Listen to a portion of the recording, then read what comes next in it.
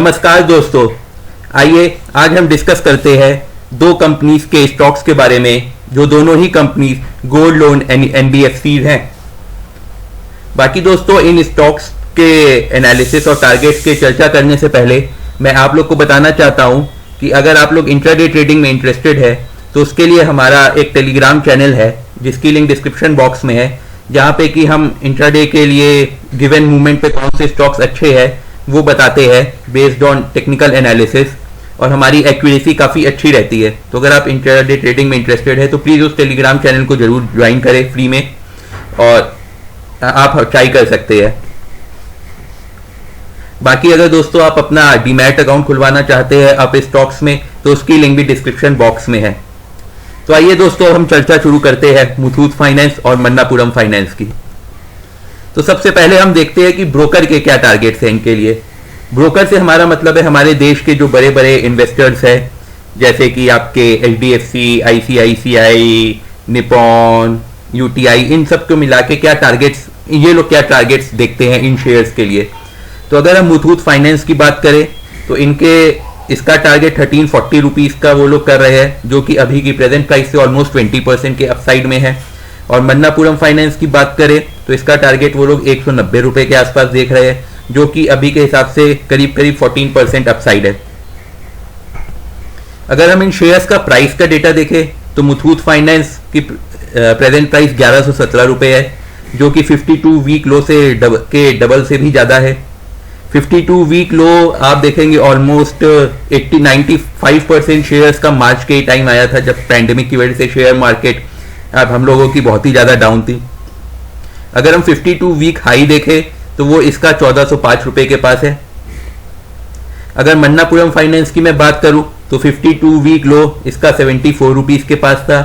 Current price इसकी 167 है और 52 वीक हाई इसका 194.8 है। बाकी दोस्तों, इन दोनों शेयर्स के बारे में मैं एक चीज़ और बताना चाहता हूं कि इन दोनों शेयर्स के जो दाम है वो गोल्ड की करेंट प्राइस क्या है उसके ऊपर काफ़ी डिपेंडेंट रहते हैं। तो अगर आप देखे होंगे कि गोल्ड की प्राइस इधर थोड़े कम हुई है, तो इसी वजह से ये दोनों शेयर्स भाग नहीं पाए हैं अदर फाइनेंस शेयर्स के से अगर हम कंपेयर करें तो, जैसे Bajaj finance, Bajaj Finserv, M&M finance, Indiabulls housing finance, इन सभी शेयर्स में आग लग गई है। तो वो आग अभी इन शेयर्स में नहीं लगी है। उसका रीज़न यही है कि गोल्ड की प्राइसेस काफ़ी कम हुई हैं, बट फंडामेंटली दोनों ही बहुत ही स्ट्रॉन्ग शेयर्स है। तो आगे आने वाले दिनों में इनमें काफ़ी अच्छे प्राइस बढ़ने की उम्मीद है। आइए दोस्तों, हम इनको चार्ट के माध्यम से देख लेते हैं। तो सबसे पहले मैं देखता हूं मुथूट फाइनेंस को। तो अगर मैं इसका बॉलिंगर बैंड देखूं तो ये अपने अभी जो इसकी प्रेजेंट प्राइस है वो अपने बॉलिंगर बैंड के लो एरिया में है।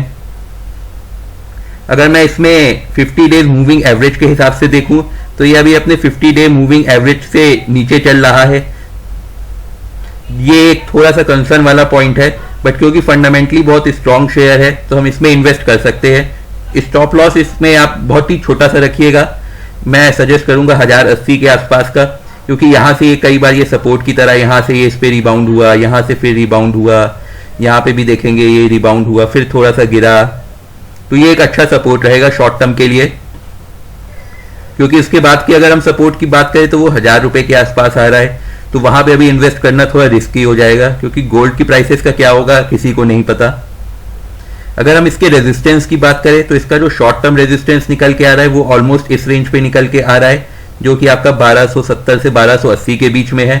और लॉन्ग टर्म रेजिस्टेंस इसका हम इसकी ऑल टाइम हाई को मान लेते हैं, या ब्रोकर को जो टारगेट्स है उसे मान लेते हैं, वो करीब 1360, 1370, 1400 तक हम इसको मान सकते हैं। अगर हम RSI इसका देखें तो RSI इसका काफ़ी कम हो चुका है, 40 के आसपास है। तो ऐसे तो वो अभी न्यूट्रल जोन में है, बट हाई चांस है कि वो यहाँ से रिवर्स होके फिर से शेयर की प्राइस रिवर्स हो सकती है। इसके एग्जैक्ट टारगेट्स क्या होने चाहिए वो हम आपको प्रेजेंटेशन के एंड में बताएंगे, तो आप इसके लिए प्लीज़ इस वीडियो को पूरा देखिए। आइए अब हम मन्नापुरम फाइनेंस को देख लेते हैं।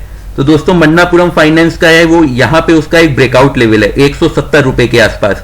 यहाँ पे देखिए उसने ऊपर जाने की कोशिश की, नहीं जा पाया, फिर जाने की कोशिश की, फिर नहीं जा पाया। तो आज दोस्तों इसमें मूवमेंट के लिए थोड़ा सा ब्रेकडाउन आया था जब ये 170 रुपये इसने क्रॉस किया था, और 10 मिनट के अंदर इसकी प्राइस 173-174 रुपये आ गई थी। बट क्योंकि मार्केट आज काफी खराब स्थिति में थी, 1.5% करीब डाउन हुई थी, तो इस वजह से ये सस्टेन नहीं कर पाया। बट फिर से अगर ये 170 रुपए के ऊपर गया और मार्केट ने अगर इसका साथ दिया तो हम इसमें 175 से 180 के लेवल्स हमें बहुत ही शॉर्ट टर्म में देखने को मिल सकते हैं। तो इसीलिए मेरा इसमें सजेशन रहेगा कि जैसे ही अब ये इसको आप फिर से एक बार इसका रेजिस्टेंस जो है 170 रुपए का उसको ब्रेक करने दीजिए, उसके बाद ही इसमें एंट्री लीजिएगा, उसके पहले नहीं, क्योंकि अगर उसके पहले आप एंट्री लेंगे तो काफी ज्यादा चांस है कि आपका स्टॉप लॉस हिट हो जाए। अगर हम बॉलिंगर बैंड की बात करें तो इसके ऊपर लेवल पे है, तो इसीलिए इसमें अभी हमें इसको ये जो सपोर्ट है, इसका रेजिस्टेंस है, इसको ब्रेक करने का इंतजार करना बहुत ज्यादा जरूरी है। अगर हम मूविंग एवरेज की बात करें 50 डेज, तो ये उसके भी ऊपर है, तो जो कि काफी पॉजिटिव साइन है कि इसमें काफी बुलिशनेस है। वॉल्यूम भी इसमें देखिए ठीक ठाक है। अगर हम आरएसआई की बात करें तो ये बुलिश काफी स्ट्रॉन्ग आरएसआई की हो रही है, अभी 70 के नीचे है, तो इसमें अभी पोटेंशियल है कि ऊपर जाने की। एमएससीडी की बात करें तो वो भी अभी क्योंकि नीली लाइन लाल लाइन के ऊपर है, तो इसका मतलब अभी इस स्टॉक में बुलिशनेस है। तो आइए दोस्तों अब हम देख लेते हैं कि इन स्टॉक्स के टारगेट्स क्या होने चाहिए। तो अगर मैं मुथूट फाइनेंस की बात करूं तो इसका करंट मार्केट प्राइस 1117 रुपए है।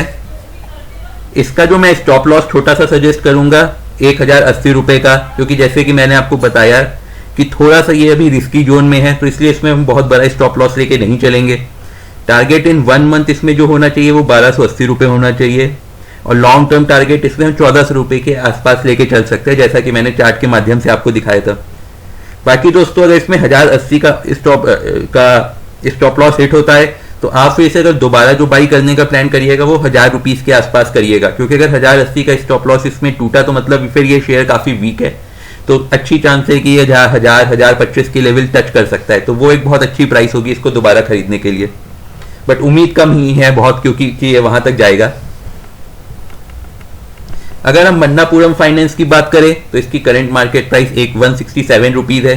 तो जैसा कि मैंने आपको चार्ट में बताया था कि ये इसका जो 170 के पास का रेजिस्टेंस है, ये कई बार वहां पे हिट करके वापस आ रहा है, तो आप वेट करिए कि ये इस रेजिस्टेंस को तोड़ दे। तो इसीलिए मैंने लिखा है कि आप इसको 171 रुपए के ऊपर ही बाई करिएगा शॉर्ट टर्म के लिए, और अगर आप लॉन्ग टर्म के लिए रखना चाहते हैं तो इसको थोड़ा वेट करिए, आप इसको 150 155 के लेवल्स पे आने दीजिए। तो अगर आप इसे 171 रुपए के ऊपर बाई कर रहे हैं तो उसके लिए जो सजेस्टेड स्टॉप लॉस रहेगा वो 162 रुपए का रहेगा, और टारगेट आप 180 रुपए का मान के चलिए।